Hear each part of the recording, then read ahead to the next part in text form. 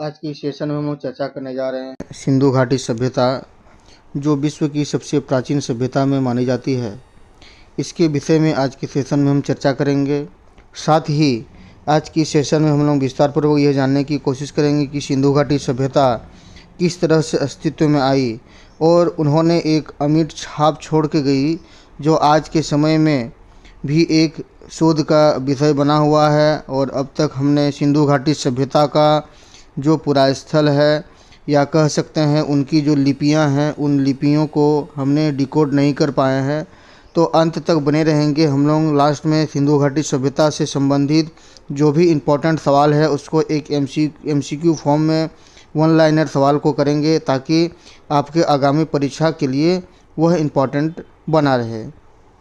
तो चलिए हम लोग बिना समय गंवाते हुए प्रारंभ करते हैं कि आज का यह सेशन विशेष रूप से महत्व होने वाला है सिंधु घाटी सभ्यता का बारे में। सिंधु घाटी सभ्यता को विस्तार पूर्वक जानने के लिए उनके जो प्रमुख स्थल है, उनकी खोज किसके द्वारा की गई है और वह वर्तमान समय में उससे विभिन्न परीक्षाओं में किस तरह से सवाल आते हैं, उसको हम लोग विस्तार पूर्वक जानेंगे और पॉइंट टू द नोट करते चलेंगे, ताकि आपका ये एक सवाल जो है सिंधु घाटी सभ्यता से, यानी कि इंडस वैली सिविलाइजेशन से जो भी सवाल आपके पास आएंगे वो आपको विस्तार पूर्वक समझने के में भी मदद करेगा। साथ में आपका इम्पोर्टेंट क्वेश्चन जो आपके एग्ज़ाम ओरिएंटेड रहेंगे वो भी आपको यहाँ से मिलेंगे।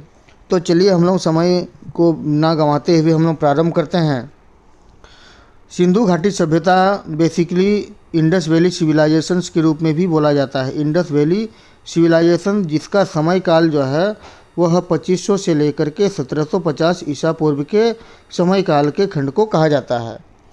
इस संस्कृति का ये जो सिंधु घाटी सभ्यता है वह बेसिकली इसको कांस्ययुगीन सभ्यता के रूप में भी कहा जाता है। क्योंकि कांस्ययुगीन सभ्यता बोलने का ये थोड़ा सा कॉन्सेप्ट समझ लीजिए, क्योंकि इसके पूर्व जितने भी प्राचीन काल की ताम्रपाषाण काल आया या तो फिर पाषाण काल आया, तो उस बीच में उन्होंने विकास के क्रम को उन्होंने अग्रसारित करा।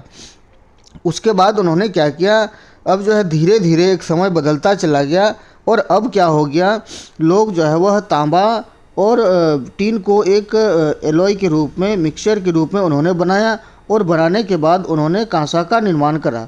तो इस तरह से जो है वह क्या किया, जैसे ही कांसा का निर्माण किया गया तो उस समय जो है वह क्या हो गया, उसको विशेष रूप से कांस्ययुगीन सभ्यता के रूप से जाना जाने लगा।